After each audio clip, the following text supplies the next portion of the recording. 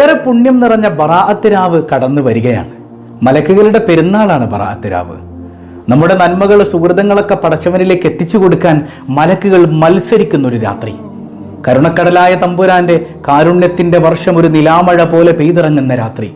ഈ രാത്രിയിലും 6 മനുഷ്യരിലേക്ക് 6 വിഭാഗങ്ങളിലേക്ക് പടച്ചവന്റെ കാരുണ്യത്തിന്റെ നോട്ടം ഉണ്ടാവില്ല. അവർക്ക് പുറത്തു കിട്ടില്ല. നമ്മളതിൽ പെട്ടിട്ടുണ്ടെങ്കിൽ നമ്മുടെ കാര്യം കഴിഞ്ഞില്ലേ? ഒരു വർഷത്തേക്ക് നമ്മുടെ കാര്യങ്ങളെല്ലാം തീരുമാനമാക്കുന്ന ഒരു രാത്രിയിൽ അള്ളാഹുവാൽ സ്വീകരിക്കപ്പെടാത്ത മനുഷ്യരാണ് നമ്മളെങ്കിൽ നമ്മുടെ കഥ കഴിഞ്ഞില്ലേ? അതുകൊണ്ട് തന്നെ നമ്മളതിൽ പെട്ടിട്ടുണ്ടോ എന്ന് നോക്കണം. പെട്ടിട്ടുണ്ടെങ്കിൽ ഈ ക്ലാസ് കേൾക്കുന്ന ഈ സെക്കൻഡിൽ തന്നെ നമ്മൾ മാറണം. അതോടൊപ്പം ബറാഅത്ത് രാവിനെ ഹൃദ്യമാക്കുന്ന 3 ദിക്റുകൾ. ഈ ദിക്ർ നിങ്ങൾ ബറാഅത്ത് രാവിൽ ഹൃദ്യമായി ചൊല്ലി നോക്കിക്കോ. ഒരു വർഷം ലൈഫ് അടിപൊളിയാക്കി എടുക്കാം. അള്ളാഹു തൗഫീക്ക് നൽകുമാറാകട്ടെ. അസ്സലാമു അലൈക്കും വറഹ്മത്തുള്ളാഹി വബറകാതുഹു. എന്തൊക്കെയുണ്ട് എല്ലാവരുടെയും വിശേഷം? സന്തോഷല്ലേ?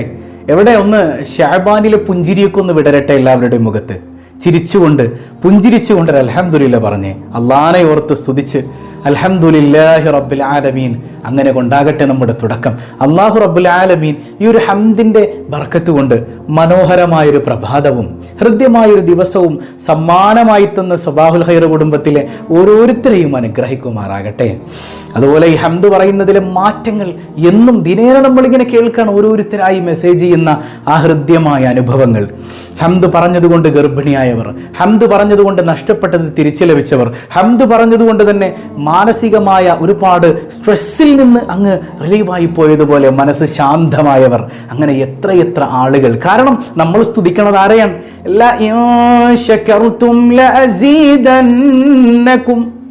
നിങ്ങൾ എനിക്ക് നന്ദി ചെയ്താൽ ഞാൻ നിങ്ങൾക്കങ്ങ് വർദ്ധിപ്പിച്ചു തരും മക്കളെ.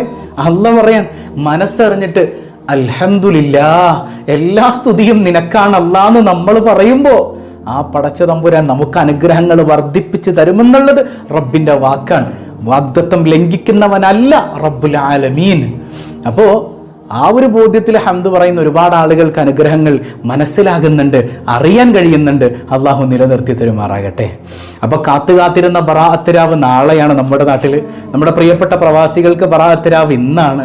അള്ളാഹു റബ്ബുൽ ആലമീൻ ബറാഅത്തിന്റെ പരിപൂർണ പ്രതിഫലം ലഭിക്കുന്ന മുഅ്മിനുകളിൽ നാം ഏവരെയും ഉൾപ്പെടുത്തി അനുഗ്രഹിക്കുമാറാകട്ടെ. അള്ളാഹ് ഒരുപാട് മനുഷ്യർക്ക് പുറത്തു കൊടുക്കുന്ന രാവ്. ഹബീബായ മുഹമ്മദുർ റസൂലുള്ളാഹി സ്വല്ലല്ലാഹു അലൈഹി വസല്ലം തങ്ങൾ പറഞ്ഞില്ലേ, കൽബ് ഗോത്രത്തിന്റെ ആടുകളുടെ രോമത്തിന്റെ എണ്ണ അനുസരിച്ച് പടച്ച റബ്ബ് ഈ രാത്രിയിൽ മനുഷ്യർക്കങ്ങ് പുറത്തു കൊടുക്കും. ഈ രാത്രിയിൽ മനുഷ്യർക്കങ്ങ് പുറത്തു കൊടുക്കും. അള്ളാഹ് ചോദിക്കും, എന്നോടൊന്ന് പറയേ, ആരാണ് മുസ്തഗ്ഫിരിൻ?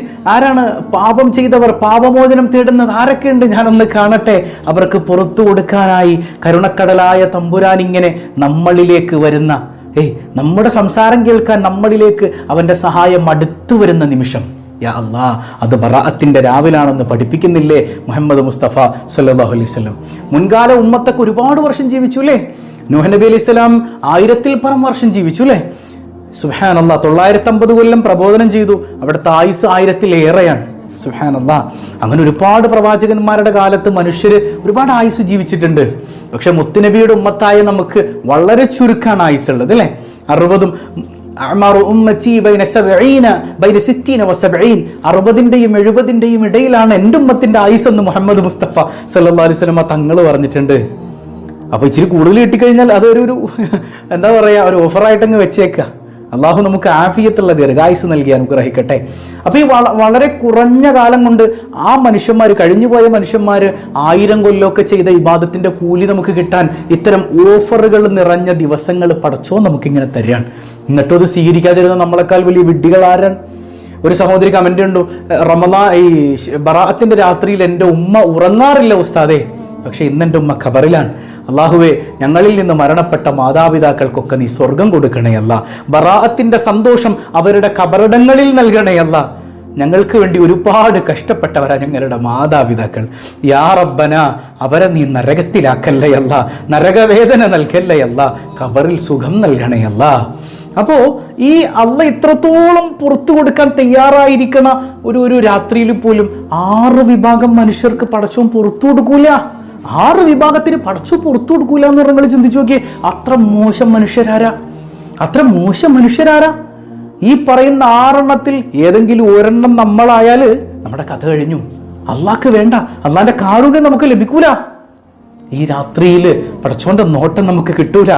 അവരെക്കാൾ വലിയ പരാജിതരാരാണ്? അതുകൊണ്ട് തന്നെ ഈ ഒരു വിഭാഗത്തിൽ പെട്ടിട്ടുണ്ടോ എന്ന് നോക്കുക. ഉണ്ടെങ്കിൽ ഈ സെക്കൻഡിൽ തൗബ ചെയ്തിട്ട് അള്ളാഹുവിലേക്ക് തൗബ ചെയ്ത് മടങ്ങി ബറാഅത്തിനെ ഹൃദ്യമായി സ്വീകരിക്കുന്നവരിൽ ഉൾപ്പെടണേ എന്ന ബോധ്യം ഉണ്ടാകണം. അല്ലാഹു റബ്ബുൽ ആലമീൻ തൗഫീഖ് നൽകി അനുഗ്രഹിക്കുമാറാകട്ടെ. ഹബീബായ സല്ലല്ലാഹു അലൈഹി വസല്ലമ തങ്ങൾ പറയുന്നില്ലേ, ഇന്നല്ലാഹ തആല യഗ്ഫിറു ലിജമീഇൽ മുസ്ലിമീൻ ഫീ ദാലിക ലൈല. ആ രാത്രിയിൽ, ശഅബാൻ 15 രാത്രിയിൽ എല്ലാ മുസ്ലിംകൾക്കും അള്ളാഹു പുറത്തു കൊടുക്കും.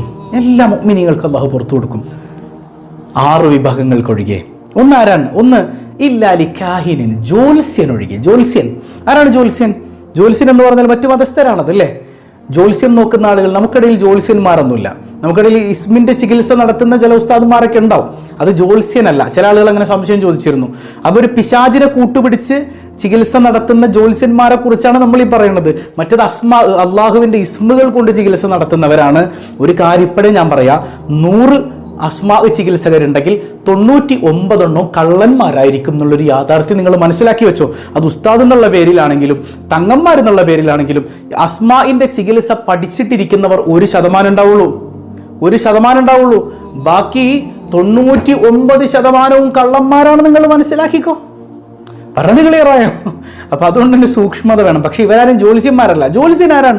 അത് മറ്റു മതസ്ഥരായിരിക്കാനാണ് കൂടുതൽ സാധ്യത, അല്ലേ? ജ്യോത്സ്യം പഠിച്ച ആളുകൾ അവരെങ്ങനെയാണ്? ചിലപ്പോൾ നമ്മൾ ചിന്തിക്കും, ഉസ്താദ് അവർ പറയുന്ന ചിലതൊക്കെ കറക്റ്റ് ആകുന്നുണ്ടല്ലോ എന്നാണ്. അത് ഹബീബായ സയ്യിദുനാ റസൂലുള്ളാഹി സ്വല്ലല്ലാഹു അലൈഹി വസല്ലമ തങ്ങൾ പറഞ്ഞു തരുന്നുണ്ട്. പിശാചികൾ ഇങ്ങനെ വാനലോകത്തേക്ക് പോകും. അവിടുന്ന് മലക്കുകളുടെ സംസാരങ്ങൾ കട്ടുകേൾക്കും. ആ കട്ട് കേൾക്കുന്നതിൽ നിന്ന് അതിലേക്കൊരു 100 കളവുകൾ ചേർത്ത് അതൊക്കെ ഒന്ന് മിക്സ് ചെയ്തിട്ട് ജ്യോത്സ്യനോട് പറഞ്ഞു കൊടുക്കും. അതിലേക്ക് കുറച്ചും കൂടെ കള്ളത്തരം പറഞ്ഞ് ജ്യോത്സ്യൻ ആ കാര്യങ്ങൾ തന്നെ സമീപിച്ചവരിലേക്ക് വന്ന് പറയും. പറഞ്ഞത് ക്ലിയറായോ? അങ്ങനെ പറയുമ്പോൾ ഏതെങ്കിലും ഒരെണ്ണം ശരിയായാൽ മതി, ജ്യോത്സ്യം പിന്നെ ആരായി? ഭയങ്കര സൂപ്പർ സ്റ്റാറായി. അപ്പൊ അത് പിശാചിന്റെ സഹായം കൊണ്ടാണെന്ന് സയ്യിദുനാ റസൂലുള്ളാഹി സ്വല്ലല്ലാഹു അലൈഹി വസല്ലം. അപ്പൊ ജ്യോത്സ്യനായ ഒരാൾ മുസ്ലിം ആയിട്ടുണ്ടെങ്കിൽ അയാൾക്ക് പുറത്തു കൊടുക്കൂല. കള്ള പുറത്തൊരു രാത്രിയിൽ മാത്രമല്ല, ഇവന്മാരെ സമീപിക്കുന്നവർക്കും പുറത്തു കൊടുക്കൂല. ജ്യോത്സ്യന്മാരെ അവരെ സമീപിക്കുന്നവരുടെ 40 ദിവസത്തെ ആരാധനകൾ അള്ളാഹു സ്വീകരിക്കില്ല. അവരെ വിശ്വസിക്കാതെ വെറുതെ ഒന്ന് സമീപിച്ചാൽ തന്നെ. ഇനി അവരെ സമീപിച്ച് അവർ പറയുന്ന കാര്യം വിശ്വസിക്കുന്നവരാണെങ്കിൽ ഞാൻ കൊണ്ടുവന്ന ഖുർആനിൽ അവർ അവിശ്വസിച്ചു എന്ന് മുഹമ്മദുർ റസൂലുള്ളാഹി സ്വല്ലല്ലാഹു അലൈഹി വസല്ലം തങ്ങൾ പറയുന്നു. മനസ്സിലായോ? കഫറ എന്ന് പറഞ്ഞേ. അള്ളാഹു റബ്ബുൽ ആലമീൻ കാത്തുരക്ഷിക്കുമാറാകട്ടെ. ഇനി ഇസ്മിന്റെ പണിക്ക് ഇരിക്കുന്ന ആളുകളാണെങ്കിൽ തന്നെ ചിലപ്പോൾ കുടുംബ ബന്ധങ്ങളൊക്കെ തെറ്റിക്കുന്ന ഒരുപാട് ആളുകളുണ്ട്. സംശയത്തിന്റെ മുന ഇങ്ങനെ മനസ്സിലിട്ട് തരും. അതായത് ഒരു വിഷയം മനസ്സിലാക്കിക്കോ, ഏത് ഇസ്മ ചികിത്സകനാണെങ്കിലും സിഹർ ഉണ്ടോ കണ്ണേറുണ്ടോ എന്നൊക്കെ നമുക്ക് കണ്ടുപിടിക്കാൻ വഴിയുണ്ട്. ആര് ചെയ്തു എന്ന് പറയാൻ ഒരു വഴിയും ഇസ്മിലില്ല എന്നാണ് ഞാൻ മനസ്സിലാക്കിയിട്ടുള്ളത്. പിന്നെ ആര് ചെയ്തു എന്ന് വല്ല കറാമത്തുള്ള ഔലിയാക്കൾ പറയുകയാണെങ്കിൽ ശരി, കാരണം അള്ളാഹു റബ്ബുൽ ആലമീൻ അവർക്കത് അറിയാനുള്ള കഴിവ് കൊടുക്കും. പക്ഷേ ഇതങ്ങനെയല്ല. ഈ ഇസ്മിന്റെ ചികിത്സ കൊണ്ട് ആര് ചെയ്തു എന്ന് മനസ്സിലാക്കാൻ പറ്റൂല.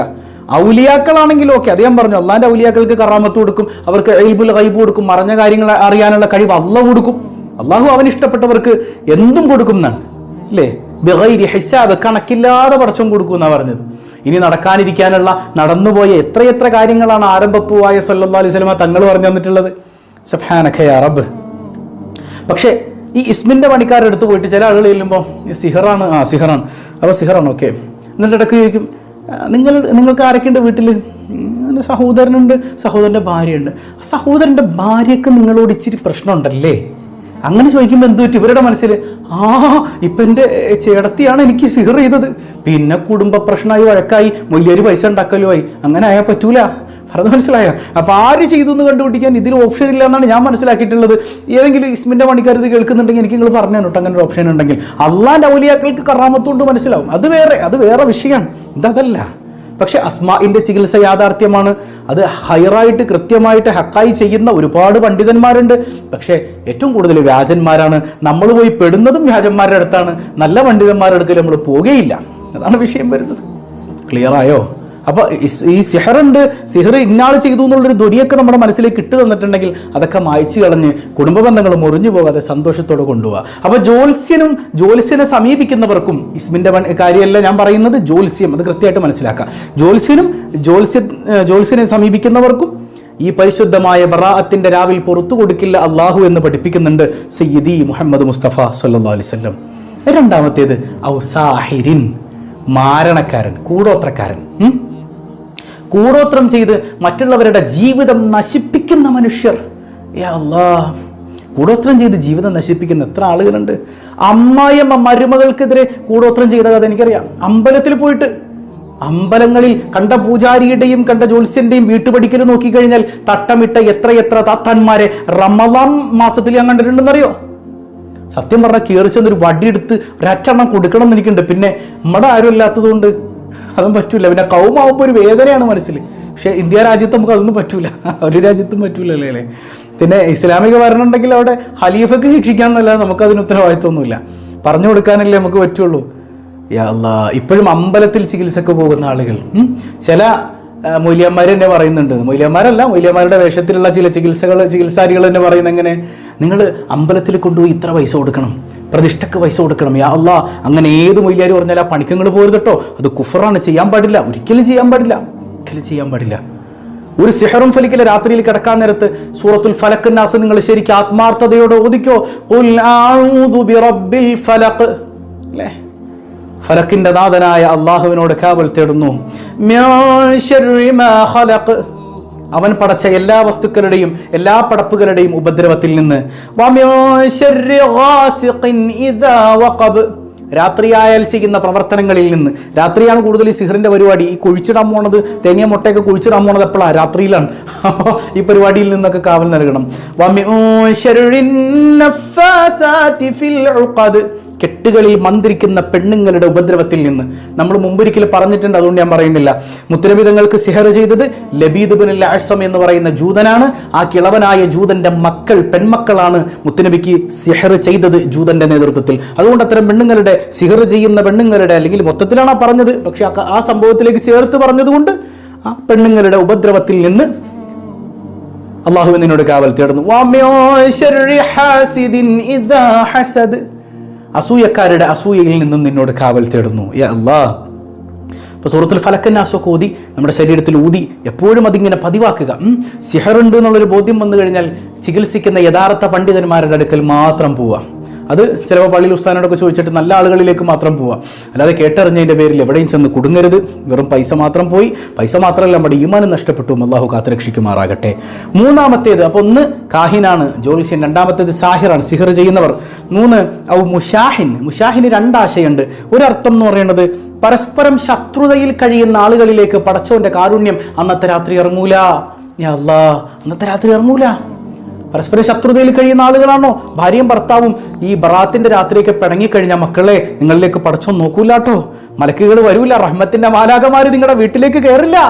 അതുകൊണ്ട് തന്നെ ദയവ് ചെയ്ത് അന്ന് തല്ലുപിടിക്കരുത്, പിണങ്ങരുത്.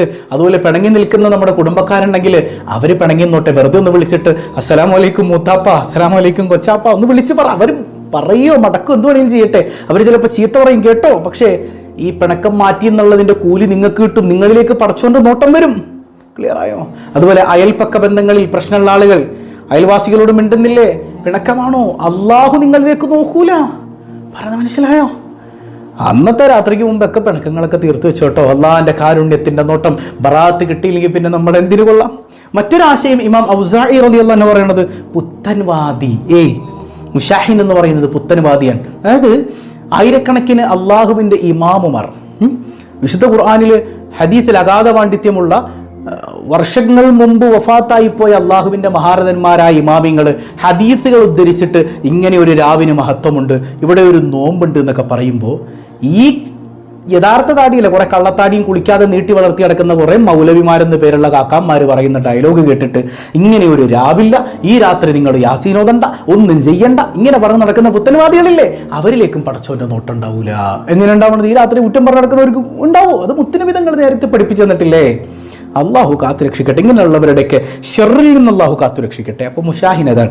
നാലാമത്തേത് മുദ്ബിനുൽ ഖംർ, കള്ളു കുടിച്ച് എപ്പോഴെങ്കിലുമൊക്കെ കള്ളു കുടിച്ചിട്ട് തൗബ ചെയ്തവനെ കുറിച്ചല്ല, നിരന്തരം മദ്യപാനി, എപ്പോഴും ഇങ്ങനെ മദ്യപിച്ച് ലഹരിക്കടിമയായി നടക്കുന്ന ആളുകൾ, സുബ്ഹാനല്ലാഹ്, അവരിലേക്ക് അള്ളാഹുവിൻ്റെ കാരുണ്യത്തിൻ്റെ നോട്ടമുണ്ടാവില്ലെന്ന് പരിശുദ്ധ മുഹമ്മദ് മുസ്തഫ സല്ലല്ലാഹു അലാ മുഹമ്മദ് സല്ലല്ലാഹു അലൈഹി വസല്ലം. അഞ്ചാമത്തേത് ഔ ആഖുലിൽ വാലിദൈൻ, മാതാപിതാക്കളെ വേദനിപ്പിച്ച മക്കളെ, നിങ്ങളിലേക്ക് പടച്ചവന്റെ കാരുണ്യം ബറാഅത്തിന്റെ രാത്രിയോ ലൈലത്തുൽ ഖദറിന്റെ രാത്രിയോ ഒരു രാത്രിയിലും നിങ്ങളിലേക്ക് ഇറങ്ങൂല. നിങ്ങൾക്ക് ബറാത്തുല്ല, ലൈലത്തുൽ ഖദറുല്ല, ഒന്നുമില്ല, ഒരു സാധനം കിട്ടൂല. പിന്നെ എന്തിനാ ജീവിച്ചിട്ട് അല്ലേ? ഉമ്മാന്റെ കാലടിപ്പാടിലാണ് സുവർഗം ഓർത്തോളി, ഓർത്തിരുന്നോളി എന്നല്ല പറഞ്ഞത്, ഓർത്തെങ്ങനെ ഇരുന്നാൽ മതി നമുക്ക് പാട്ടൊക്കെ പാടിയിട്ട്. അതുപോലെ തന്നെ മദേഴ്സ് ഡേ വരുമ്പോൾ എൻ്റെ ഉമ്മയാണ് എൻ്റെ ജീവിതം, ഉമ്മയുടെ വിയർപ്പാണ് എൻ്റെ ജീവിതം, വാപ്പാടെ വിയർപ്പാണ് എൻ്റെ ജീവിതം, തീർന്ന് സ്റ്റാറ്റസിൽ തീർന്ന്. സ്റ്റാറ്റസ് ഇട്ടും കഴിഞ്ഞിട്ട് അവൻ ഉമ്മാനെ രണ്ട് തെറിയും വിളിച്ചുകൊണ്ട് അങ്ങോട്ട് പോവാണ്. യാ അല്ലാഹ്, എന്തിനാ നിങ്ങൾ ഇങ്ങനെയുള്ള മക്കളെ കിട്ടിയിട്ട് അള്ളാഹു നമ്മുടെ മക്കളെ നന്നാക്കി തരട്ടെ. ഉമ്മയുടെ കാലടിപ്പാടിലാന്ന് പറയാൻ കാരണം എന്താ? ഞാൻ മുമ്പ് പറഞ്ഞിട്ടുണ്ട്, ഉമ്മയുടെ കയ്യിലാണ് സ്വർഗം എന്നല്ല, ഉമ്മയുടെ തലയിലാണ് സ്വർഗം എന്നല്ല, നമ്മുടെ കാലടിയില, കാലിൻ്റെ മുകളിലല്ല, കാലിൻ്റെ അടിയില എന്ന് പറഞ്ഞാൽ അത്രയും താഴണം മോനെ നീ. ഉമ്മയുടെ കാലിൻ്റെ അടിയോളം താഴ്ന്നിട്ട് ആ സ്വർഗം നീ വാങ്ങിക്കണം. അത് ആ കാലടിയിൽ സ്വർഗമുള്ള ഉമ്മയായിട്ട് നിങ്ങളും മാറണം. അങ്ങനെ ഉണ്ട് കേട്ടോ. എല്ലാ തോന്നിവാസവും തെമ്മാടിത്തരം ചെയ്യണം ഉമ്മയാണ്. എൻ്റെ വല്ലടിയില്ല സ്വർഗം എന്ന് പറഞ്ഞിരുന്നിട്ട് കാര്യമില്ല. നിങ്ങൾ അങ്ങനെയുള്ള ഉമ്മയായിട്ട് മാറേം വേണം. ഒരിക്കലും ഉമ്മാടെയും വാപ്പാടം കണ്ണുനീര് കണ്ടാലും മക്കളെ ഈ ദുനിയാവിൽ നരകിച്ചിട്ടല്ലാതെ പോകില്ല, ആഖിറത്തിലും നിരന്തരം നിരന്തരം നരകിക്കണം നമ്മൾ. ഉമ്മാടെ മനസ്സൊന്ന് പിടച്ചാലുണ്ടല്ലോ, വാപ്പാടെ മനസ്സൊന്ന് വേദനിച്ച നന്നാവൂല, ഗുണം പിടിക്കൂല, എങ്ങനെയുള്ള മക്കളാണെങ്കിലും. യാ അല്ലാഹ്, എത്ര പേരെനിക്കറിയാം. ചില ആളുകൾ ഇവിടുന്ന് ജമാഅത്ത് എന്ന് പറഞ്ഞ ടൂർ പോകും, 4 മാസവും 40 ദിവസമൊക്കെ ഇങ്ങനെ പോകും, അലഞ്ഞിരിഞ്ഞ് നടക്കും. ഉമ്മാടെയും ബാപ്പാടെയും വാക്ക് വെക്കൂല, കെട്ടിയൊക്കെ വില വെക്കൂല, കുടുംബം ശരിക്കും നോക്കൂല. യാ അല്ലാഹ്, തമിഴ്നാട്ടിലൊക്കെ അങ്ങനെ ധാരാളം ഉണ്ട്. അതൊരു വിഭാഗമായിട്ട് ഞാൻ പറയുന്നില്ല. ചില ആളുകൾ ഇങ്ങനെ ദീനിന്റെ പേരിൽ നടന്നാൽ പോലും ഉമ്മാടെയും ബാപ്പാടെയും വാക്കിന് വില കൊടുക്കാതെ നിങ്ങൾ എന്ത് ദീനാണ്? ചില ആളുകൾ 24 മണിക്കൂറും പള്ളിയില, 5 വഖത്തിനും കൃത്യം ഫസ്റ്റ് സഫിൽ അതിൻ്റെ വലതു ഭാഗത്തുണ്ടാവും, ഖത്തീബിന്റെ വലതു ഭാഗത്ത് ഇങ്ങനെ ഉണ്ടാവും നിസ്കരിക്കാനായിട്ട്. വീട്ടിൽ വന്നാൽ ഉമ്മാനോട് നല്ല വാക്ക് പറയില്ല, വാപ്പാനും ഉമ്മാനെയും വെറുപ്പിച്ചിട്ടിരിക്കുകയാണ്. യാ അല്ലാഹ്, മോനെ നിന്റെ നിസ്കാരം അള്ളാഹ്ക്ക് വേണ്ട, അള്ളാഹ്ക്ക് വേണ്ട. ചില കാര്യങ്ങൾ പടച്ചവൻ ചേർത്ത് പറഞ്ഞാൽ ഒരെണ്ണം ചെയ്തില്ലെങ്കിലും മറ്റു രണ്ടും ചെയ്യാത്തതിൻ്റെ പ്രശ്നമാണ്. അതായത് അള്ളാഹു ഖുർആനിൽ പറഞ്ഞു, നിങ്ങൾ അള്ളാഹുവിന് നന്ദി ചെയ്യണം, നിങ്ങളുടെ മാതാപിതാക്കൾക്ക് നന്ദി ചെയ്യണം. അപ്പം എന്ത് മനസ്സിലായി? അള്ളാഹ്ക്ക് മാത്രം നന്ദി ചെയ്താൽ മാതാപിതാക്കൾക്ക് നന്ദി ചെയ്തില്ല, അങ്ങനെയാണെങ്കിൽ ആ നന്ദി അള്ളാഹ് സ്വീകരിക്കൂല. അല്ലെങ്കിൽ നിങ്ങൾ മാതാപിതാക്കൾക്ക് നന്ദി ചെയ്തു, പക്ഷേ നിസ്കാരമില്ല, നോമ്പൂല, അള്ളാഹ്ക്ക് നന്ദി ചെയ്തില്ല, അങ്ങനെയാണെങ്കിൽ ആ നന്ദി അള്ളാഹ് സ്വീകരിക്കൂല. രണ്ട് കാര്യങ്ങൾ ചേർത്ത് പറഞ്ഞാൽ രണ്ടും ചെയ്യണം. അള്ളാഹുവിന് നന്ദി ചെയ്യണം, ഉടനെ പറയാൻ മാതാപിതാക്കൾക്ക് നന്ദി ചെയ്യണം. അവരോടൊരു മുഖം കറുപ്പിച്ചൊരു നോട്ടം പോലും പാടില്ലേ. അവരെ വേദനിപ്പിക്കരുത് കേട്ടോ, അവരെ വേദനിപ്പിക്കരുത്. മോനെ, ഉമ്മയില്ലെങ്കിൽ നമ്മളുണ്ടോ? ഉമ്മയില്ലെങ്കിൽ നമ്മളുണ്ടോടോ മോനെ? വാപ്പ ഇല്ലെങ്കിൽ നമ്മളുണ്ടോ? അതൊക്കെ മനസ്സിലാകണമെങ്കിലേ അവരില്ലാണ്ടാകണം. അള്ളാഹു ഉള്ളവർക്കൊക്കെ ആഫിയത്തുള്ള ദീർഘായുസ്സ് കൊടുക്കട്ടെ. ഞാൻ നിങ്ങളോട് പറഞ്ഞിട്ടുണ്ട്, എൻ്റെ ഉമ്മയുടെ മയ്യത്ത് പോലും കാണാൻ എനിക്ക് പറ്റിയിട്ടില്ല. അല്ലാഹ്, നമ്മൾ ആഗ്രഹിക്കുന്നത് പോലെ ഒന്നുമല്ല. എനിക്ക് ഭയങ്കര ആഗ്രഹമായിരുന്നു ഞാൻ സമ്പാദിച്ചിട്ട് എൻ്റെ വാപ്പാനൊന്ന് നോക്കണം. ഞാൻ 18ാമത്തെ വയസ്സിലാണ് കോയമ്പത്തൂർ ഒരു മഹല്ലല്ല, ഒരു മാർക്കറ്റ് പള്ളിയുടെ, വലിയ പള്ളിയുടെ ഖത്തീബായിട്ട് ചുമതലയേൽക്കുന്നത്. കോളേജ് അധ്യാപനമൊക്കെ ആകുന്നത് പിന്നീടാണ്. എനിക്ക് 18 വയസ്സുള്ളപ്പോഴാണ് ഞാൻ ഖത്തീബാകുന്നത്. ആദ്യം തന്നെ ഖത്തീബാണ് ആയത്. അത് അവരിങ്ങോട്ട് വിളിച്ചതാണ്. അപ്പോൾ ഞാൻ പഠനം പൂർത്തിയാക്കിയിട്ടില്ല, ഇംദാദി ആയിട്ടില്ല. അങ്ങനെ ശമ്പളം കിട്ടുന്ന പൈസ കൊണ്ടുവന്ന് വാപ്പാടെ കയ്യിലേക്ക് കൊടുക്കുമ്പോൾ ആ കണ്ണിൽ കാണുന്നൊരു സന്തോഷം ഉണ്ടല്ലോ, അത് കാണാൻ ഒരുപാട് ഞാൻ ആഗ്രഹിച്ചിട്ടുണ്ട്. അങ്ങനെ എൻ്റെ വാപ്പക്ക് കണ്ണിന് കാഴ്ച കുറഞ്ഞപ്പോൾ ഞാൻ എൻ്റെ വാപ്പാനെ കൊണ്ടുപോയി ഓപ്പറേഷൻ ചെയ്തു കൊടുത്തു. അതുകൊണ്ടൊരു സന്തോഷം ഉണ്ടല്ലോ. പക്ഷെ അധികം നാള് റബ്ബിൻ്റെ കള്ള, അത് 19ാമത്തെ വയസ്സിലാണ് എൻ്റെ വാപ്പ മരിക്കുന്നത്. അള്ളാഹുവരുടെയൊക്കെ ഖബർ വിശാലാക്കി കൊടുക്കട്ടെ. നമ്മൾ എന്താ പറയുക, ചിലപ്പോഴൊക്കെ നമ്മൾ ഒരുപാട് ആഗ്രഹിക്കും, ഉമ്മാനെ വാപ്പാനെയൊക്കെ ഒന്ന് കയ്യിൽ കിട്ടിയിരുന്നെങ്കിൽ. എൻ്റെ നിക്കാഹിൻ്റെ അന്നാണ് എൻ്റെ ഉമ്മ മരിക്കുന്നത്. നിക്കാഹ് ഇന്ന് ഉച്ചയ്ക്കാണെങ്കിൽ പിറ്റേന്ന് അതേ സമയമാകുമ്പോഴേക്കും എൻ്റെ ഉമ്മയുടെ മരണം ആക്സിഡൻറ്റിൽ. അപ്പം നമ്മൾ അവരെ നോക്കാൻ ഒരുപാട് കൊതിച്ചിട്ടും പടച്ചോൻ ഇങ്ങനെ കയ്യിലേക്ക് തരുന്നില്ല. ചില ആളുകൾക്ക് ഉമ്മാനെയും വാപ്പാനെയും കിട്ടുന്നുണ്ട്, പക്ഷെ അവർ നോക്കണില്ല. റബ്ബിൻ്റെ ഖലാക്ക് അങ്ങനെയാണ്. നമ്മളതിൻ്റെ ഹിക്മത്തിലേക്ക് ഇറങ്ങിയാൽ നമുക്കത് ഉൾക്കൊള്ളാൻ പറ്റില്ല. ആഖിറത്തിൽ മാതാപിതാക്കളോടൊപ്പം കുടുംബസമേതം ഒരുമിക്കാൻ അള്ളാഹു തൗഫീക്ക് നൽകട്ടെ. ഉമ്മാടെയും വാപ്പാടെയും വിലയറിഞ്ഞ് ജീവിക്കണം മക്കളെ. അവരുടെ ലാളനകൾ, അവരുടെ താരാട്ടുപാട്ടുകൾ, അവരുടെ തസ്ബീഹുമാലകളുടെ ശബ്ദങ്ങൾ, അവരുടെ ദിക്റുകൾ, അവരുടെ ഹസ്ബി റബ്ബി കേൾക്കാത്തൊരു വീട്. നഫീസത്ത് മാലയുടെ ഈരടികൾ എൻ്റെ ഉമ്മയുടെ അതരങ്ങളിൽ നിന്നിങ്ങനെ വീഴുമ്പോൾ ഞാനിങ്ങനെ അത്ഭുതത്തോടെ കേട്ടിരിക്കും. അൽഹംദുലില്ലാ 3-ാമത്തെ വയസ്സിൽ ഞാൻ യാസീൻ മനപ്പാടാക്കിയിട്ടുണ്ട്. വെറുതെ ഇങ്ങനെ ഓതും 3-4 വയസ്സുള്ളപ്പോഴൊക്കെ. കാരണം എൻ്റെ ഉമ്മയുടെ അടുത്തിരുന്ന് ഇങ്ങനെ യാസീൻ കേട്ടിട്ടാണ്. ഇന്നത്തെ പിള്ളേർക്ക് അത് പറ്റുന്നുണ്ടോ? അത്രത്തോളം അറ്റാച്ച്മെന്റ് കുറഞ്ഞു വരികയാണ് കാലം ഇങ്ങനെ പോകുമ്പോഴല്ലേ. അല്ലാഹു റബ്ബുൽ ആലമീൻ നമ്മിൽ നിന്ന് മൺമറഞ്ഞവർക്കെല്ലാം മഗ്ഫിറത്ത് നൽകി അനുഗ്രഹിക്കുമാറാകട്ടെ. അപ്പോൾ അപ്പാനുമാനം വേദനിപ്പിക്കരുതേ. ചിലപ്പോഴൊക്കെ നമ്മുടെ ഉമ്മയും ബാപ്പയൊക്കെ ചെറുപ്പത്തിൽ ഒരുപാട് സഹിച്ചിട്ടുണ്ടാവും. അവരാഗ്രഹിക്കുന്നത് നമ്മളിപ്പോൾ ആഗ്രഹിക്കണ പോലെ. അങ്ങനെ എൻ്റെ മക്കൾ വലുതായിട്ട് വേണം എനിക്കൊന്ന് റെസ്റ്റ് ചെയ്യാൻ, എൻ്റെ മക്കൾ വലുതായിട്ട് എന്നെ പൊന്നുപോലെ നോക്കും. ഇപ്പം നമ്മൾ ആഗ്രഹിക്കണില്ലേ? നമ്മൾ എന്നിട്ട് ഉമ്മാനെ വാപ്പാനെ നോക്കിയോ പലരും? പിന്നെ നമ്മുടെ മക്കൾ നമ്മളെ നോക്കൂല, ഉറപ്പാണ്. കമാ തദീനു തുദാൻ സയ്യിദുനാ റസൂലുള്ളാഹി സ്വല്ലല്ലാഹു അലൈഹി വസല്ലം. വേദനിപ്പിക്കരുത്, ആ ഹൃദയം വേദനിപ്പിക്കരുത്. ആ കണ്ണൊന്ന് നിറഞ്ഞാൽ, ആ നെഞ്ചൊന്ന് പിടഞ്ഞാൽ അല്ലാഹു റബ്ബുൽ ആലമീന്റെ കാരുണ്യത്തിന്റെ ഒരു ചെറുനോട്ടം പോലും മക്കളെ നിങ്ങൾ പ്രതീക്ഷിക്കരുത് കേട്ടോ. ആ കാലിൻ്റെ അടിയിലാ അള്ളാന്റെ കാരുണ്യം ഇരിക്കണേ. ആ കാലിൻ്റെ അടിയിൽ ആ കാലെടുത്തിട്ട് നിന്റെ ചുണ്ടിലേക്കൊന്ന് ചേർത്ത് വെച്ച് നീ ഒന്ന് ചുംബിച്ചു നോക്ക്. എന്നിട്ടെങ്കിലും സ്വർഗം മേടിക്കും മക്കളെ. അത്രത്തോളം ഉമ്മാടെ മുമ്പിൽ താഴണം, വാപ്പാടെ മുമ്പിൽ താഴണം. അവരില്ലാത്തൊരു ലോകമില്ല കേട്ടോ. അല്ലാഹു റബ്ബുൽ ആലമീൻ മനസ്സിലാക്കാൻ തൗഫീക്ക് നൽകട്ടെ. പക്ഷെ ഇത് ഞാൻ പറഞ്ഞപ്പോൾ ചില ആളുകൾ പറഞ്ഞു, ഉസ്താദേ മക്കളെപ്പോലും വെറുക്കുന്ന ഉമ്മയും ബാപ്പയുണ്ട് എന്നാണ്. അത് കേട്ടപ്പോൾ ചങ്ക് പടഞ്ഞുപോയി. ഹബീബായ സല്ലല്ലാഹു അലൈഹി വസല്ലം തങ്ങളോടൊരു സ്വഹാബി എന്ന് പറയുന്നുണ്ട്, യാ റസൂലല്ലാഹ്, എൻ്റെ ഉമ്മാക്ക് എന്നെ വെറുപ്പ, ഞാൻ എന്ത് ചെയ്തു കൊടുത്താലും നല്ലത് ചെയ്താലും എന്നെ ഇങ്ങനെ തെറി പറയും, ചീത്ത പറയും നബിയെ. ഹബീബായ തങ്ങളുടെ മുഖമങ്ങ് ചുവന്ന് തുടുത്തു. അവിടെ നിന്ന് പറയുന്നുണ്ട്, മോനെ നീ ചെയ്യേണ്ടത് നീ ചെയ്യാം, നിനക്ക് അല്ലാഹു കൂലി തരും. അവരെന്ത് പറയുന്നു നീ നോക്കണ്ട. നിങ്ങളെ വേദനിപ്പിക്കുന്ന ഉമ്മായിക്കോട്ടെ, നിങ്ങൾ ചെയ്യേണ്ട കടമകൾ നിങ്ങൾ ചെയ്തോ. നിങ്ങൾ ചെയ്യേണ്ട അല്ലാഹു നിങ്ങൾക്ക് തരും കൂലി. അല്ലാതെ അവർ നിങ്ങളോട് വേദനിപ്പിക്കുന്നതുകൊണ്ട് നിങ്ങൾ തിരിച്ച് വേദനിപ്പിക്കല്ല. നിങ്ങൾ ചെയ്യേണ്ട കടമകളൊക്കെ ചെയ്തു പോവാ. അല്ലാഹ്. അതുപോലെ സ്വഹാബി എന്ന് പറയുന്നുണ്ട്, യാ റസൂലല്ലാഹ്, എൻ്റെ ഉമ്മ എൻ്റെ പോക്കറ്റിൽ നിന്ന് പൈസ എടുക്കുന്ന നബിയെ, ഞാൻ എന്ത് ചെയ്യണം? ഉമ്മാൻ്റെ ഹബീബ് പറയുന്നുണ്ട്, മോനെ നിന്റെ ശരീരത്തിൽ നിന്ന് ഒരു കഷ്ണം ഇറച്ചി അങ്ങോട്ട് ഉമ്മ കത്തി കൊണ്ട് പച്ചയ്ക്ക് മുറിച്ചങ്ങെടുത്തു. ഒരു കഷ്ണം ഇറച്ചി അങ്ങ് മുറിച്ചെടുത്തു. എന്നാൽ പോലും അവർ ചെയ്തതിൻ്റെ 4/1 നീ ഉമ്മാക്ക് തിരിച്ചു കൊടുത്തിട്ടില്ല സയ്യിദുനാ റസൂലുള്ളാഹി സ്വല്ലല്ലാഹു അലൈഹി വസല്ലം. അതുപോലെ തന്നെ ഉമ്മമാരോട് പറയട്ടെ, എന്നെ കേൾക്കുന്ന ഉമ്മമാരുണ്ട്, മക്കളെ വേദനിപ്പിക്കല്ലേ. സ്വർഗം കാലിനടിയിലുള്ള ഉമ്മയായി നിങ്ങൾ മാറണം. അപ്പോഴാണ് നിങ്ങൾ മാതൃകായോഗ്യയാകുന്നത്. പറഞ്ഞത് മനസ്സിലായോ? അതുപോലെ തന്നെ അവരുടെ ഭാര്യമാരെ നിങ്ങൾ പോരെടുക്കല്ലേ, തിരിച്ചങ്ങോട്ടും ഇങ്ങോട്ടും. മരുമക്കളല്ല, അമ്മായിയമ്മയല്ല, ഉമ്മയും മോളുമായിട്ട് ജീവിക്കുക. ഈ പോരെടുക്കുന്ന അമ്മായിയമ്മയും മരുമോളും ഒരു ചിന്തിക്കേണ്ട ഒരു കാര്യമുണ്ട്. ഏറ്റവും കൂടുതൽ വേദനിക്കുന്നത് നിങ്ങളുടെ മോനാ, നിങ്ങളുടെ ഹസ്ബൻഡാ. മനസ്സിലായോ? സമാധാനം ഇല്ലാതെ കിടന്നിങ്ങനെ നെട്ടോട്ട് ഓടുന്ന അവസ്ഥയായിരിക്കും. അല്ലാഹു ജീവിതത്തിൽ സന്തോഷം നൽകട്ടെ. അപ്പൊ 5-ാമത്തെ എന്താണ്? മാതാപിതാക്കളെ വേദനിപ്പിക്കുന്നവർക്ക് സുബ്ഹാനല്ലാഹ് അവർക്ക് ബറാഅത്തിന്റെ രാത്രിയുടെ പ്രതിഫലം ഇല്ല, അള്ളാന്റെ കാരുണ്യത്തിന്റെ നോട്ടല്ല. 6-ാമത്തേത് മുസിറുൻ അല സിന, നിരന്തരം വ്യഭിചരിക്കുന്നവൻ. എപ്പോഴൊക്കെയോ വ്യഭിചരിച്ചു പോയി തൗബ ചെയ്തും മടങ്ങിയവനെ കുറിച്ചല്ല, നിരന്തരം വ്യഭിചാരത്തിലാണ്. അത് ഞാൻ മനസ്സിലാക്കുന്നത് മെസ്സേജുകളിലൂടെ ആണെങ്കിലും വാട്സപ്പിലൂടെ ആണെങ്കിലും ഫോണിലൂടെ ആണെങ്കിലും ഒക്കെ ഇങ്ങനെ നിരന്തരം വ്യഭിചാരത്തിലാണ്. കൈകൊണ്ടുള്ള വ്യഭിചാരമാണ് ഹറാമായ മെസ്സേജ് ടൈപ്പ് ചെയ്യൽ. കണ്ണുകൊണ്ടുള്ള വ്യഭിചാരമാണ് ഹറാമായതിന് നോക്കൽ. അന്യസ്ത്രീയിലേക്ക്, അന്യസ്ത്രീയുടെ ഫോട്ടോയിലേക്ക്, വീഡിയോസിലേക്ക് നിരന്തരം നോക്കിക്കൊണ്ടിരിക്കുക, ടൈപ്പ് ചെയ്യുക.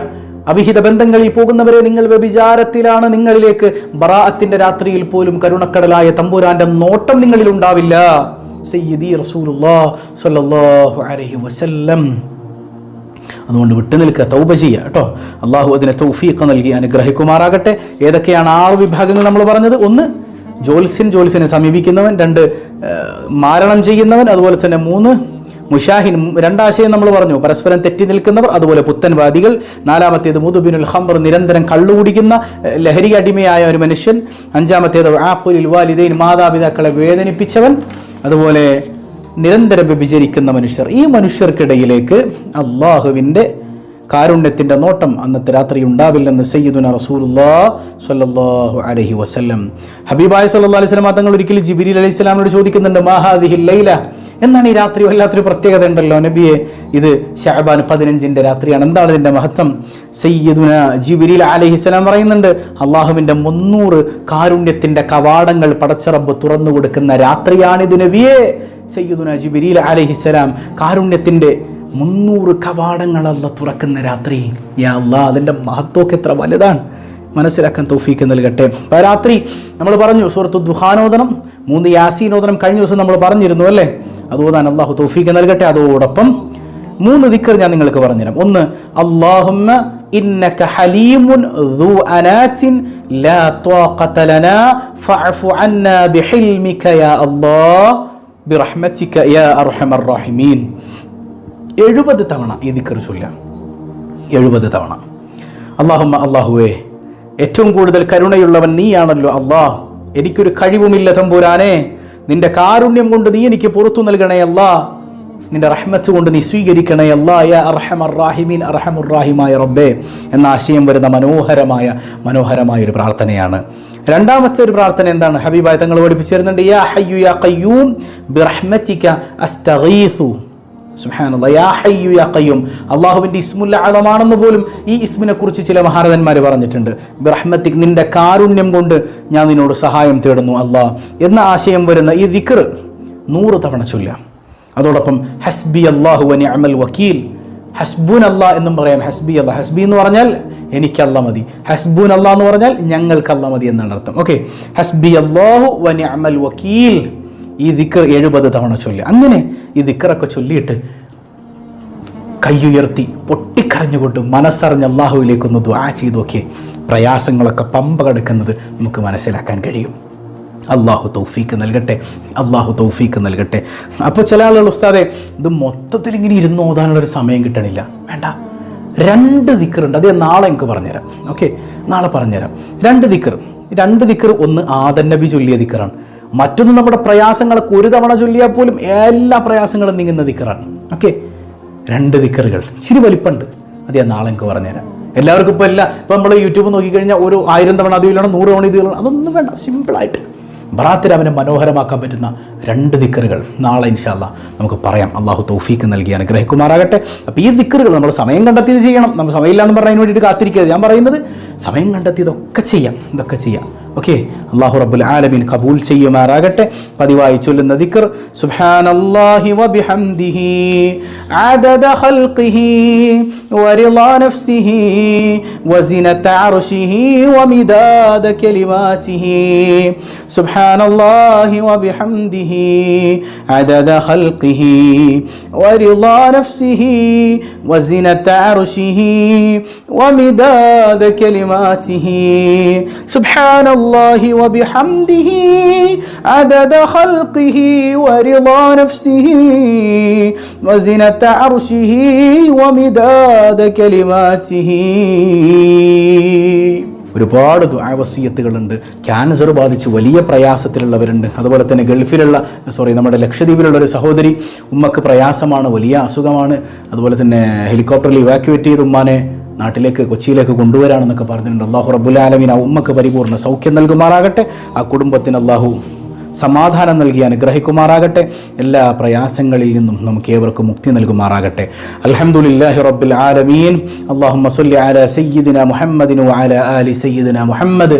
അർഹമുർ റഹീമായ കരുണക്കടലായ തമ്പുരാനെ, പടച്ചവനെ, ഞങ്ങൾ പറഞ്ഞതും കേട്ടതും സ്വാലിഹായ അമലായി നീ സ്വീകരിക്കണേ അല്ലാ. ബറാഅത്ത് രാവിന്റെ പുണ്യം പരിപൂർണമായി ലഭിക്കുന്ന മുഅ്മിനുകളിൽ നീ ഞങ്ങളെ ഉൾപ്പെടുത്തണേ അല്ലാ. കൈവടിയല്ല റഹ്മാനെ, നീയല്ലാതെ തുണയില്ല അല്ലാ. ഞങ്ങളുടെ കുടുംബങ്ങളിൽ സമാധാനം നൽകണേ അല്ലാ. ഈ പറഞ്ഞ 6 വിഭാഗങ്ങളിൽ ഏതെങ്കിലും ഒന്നിൽ ഞങ്ങൾ പെട്ടിട്ടുണ്ടെങ്കിൽ പടച്ചവനെ, തൗബയുള്ള മനസ്സോടെ നിന്നിലേക്ക് സമീപിച്ച് ആത്മാർത്ഥതയോടെ തൗബ ചെയ്ത് ബറാഅത്തിന്റെ പുണ്യം നേടാൻ ഞങ്ങൾക്ക് തൗഫീക്ക് നൽകണയല്ല. നീ ഞങ്ങളിൽ നിന്ന് മുഖം തിരിക്കല്ലയല്ല. ഞങ്ങളുടെ പൊന്നുമക്കളെ നന്നാക്കണയല്ല. ഒരുപാട് പരീക്ഷകൾ എഴുതുന്ന മക്കൾ ഉന്നത വിജയം നൽകണയല്ല. അവരെ നീ സ്വാലിഹീങ്ങളാക്കണയല്ല. ശോഭനമായ ഭാവി നൽകണയല്ല. അർഹമുർ-റഹീമായ കരുണക്കടലായ റഹ്മാനായ റഹീമായ റബ്ബേ, എത്രയെത്ര അസുഖബാധിതരാണ്, മാരക രോഗങ്ങൾ കൊണ്ട് പ്രയാസപ്പെടുന്നവർ, മാതാപിതാക്കൾ, സന്താനങ്ങൾ, എല്ലാവർക്കും ശിഫ നൽകണയല്ല. പടച്ചവനെ, കടബാധ്യതകൾ തലക്ക് മുകളിലാണ്. നീ ബാധ്യതകൾ ഏറ്റെടുക്കണയല്ല. ഞങ്ങളുടെ തൊഴിലുകളിൽ അഭിവൃദ്ധി നൽകണയല്ല. പ്രവാസികളുടെ ജീവിതത്തിൽ ബറക്കത്ത് ചൊരിയണയല്ല. അവരുടെ കുടുംബത്തിൽ സമാധാനം കൊടുക്കണയല്ല. പടച്ചവനെ, ഞങ്ങളുടെ തൊഴിലുകളിൽ, മറ്റു മേഖലകളിൽ, വാഹനങ്ങളിൽ, ഭവനങ്ങളിൽ, സ്ഥാപനങ്ങളിൽ നീ സമാധാനം നിലനിർത്തണേ റഹ്മാനെ. കുടുംബത്തിൽ സന്തോഷം നൽകണയല്ല. ഛിദ്രതയില്ലാതെ ഐക്യം നിലനിർത്തണേ റഹ്മാനെ. അർഹമുർ-റഹീമായ തമ്പുരാനെ വീടില്ലാത്തവർക്ക് ഖൈറായ ഭവനം കൊടുക്കണേ അല്ലാ. യാ റബ്ബന യാ റബ്ബന. പടച്ചവനെ ഗർഭിണികളുണ്ട്, സുഖപ്രസവം കൊടുക്കണേ അല്ലാ. യാ റഹ്മാനു യാ റഹീം. മക്കളില്ലാതെ വേദനിക്കുന്നവർക്ക് സ്വാലിഹിങ്ങളായ സന്താനങ്ങളെ കൊടുക്കണേ അല്ലാ. സിഹറുകൾ കണ്ണേറുകൾ നീ വാത്തുലാക്കണേ അല്ലാ. അർഹമുറാഹിമായ കരുണാവാരിധിയായ റബ്ബേ, ഞങ്ങളിൽ നിന്ന് മൺമറഞ്ഞ മാതാപിതാക്കൾ, ബന്ധുമിത്രാദികൾ എല്ലാവർക്കും നീ മഗ്ഫിറത്ത് നൽകണേ അല്ലാ. എപ്പോഴാണ് ഞങ്ങൾ മരിക്കുന്നതെന്നറിയില്ല. ഈമാന് സലാമത്താക്കണേ അല്ലാ. ആരംഭപ്പൂവായ റസൂലുള്ളാഹി സ്വല്ലല്ലാഹു അലൈഹി വസല്ലമ തങ്ങളോടൊപ്പം ഞങ്ങളെയും ഞങ്ങളിൽ നിന്ന് വിട പറഞ്ഞവരെയും വിശിഷ്യ സബാഹുൽ ഖൈർ കുടുംബത്തിലെ ഓരോരുത്തരെയും നീ ഒരുമിപ്പിക്കണേ അല്ലാ. ബിഹഖി സ്വല്ലല്ലാഹു അലാ മുഹമ്മദ് സ്വല്ലല്ലാഹു അലൈഹി വസല്ലം. സ്വല്ലല്ലാഹു അലാ മുഹമ്മദ് സ്വല്ലല്ലാഹു അലൈഹി വസല്ലം. അല്ലാഹുമ്മ സ്വല്ലി അലാ മുഹമ്മദ് യാ റബ്ബി സ്വല്ലി അലൈഹി വസല്ലം. വസ്സലാമു അലൈക്കും വറഹ്മത്തുള്ളാഹി വബറകാതുഹു.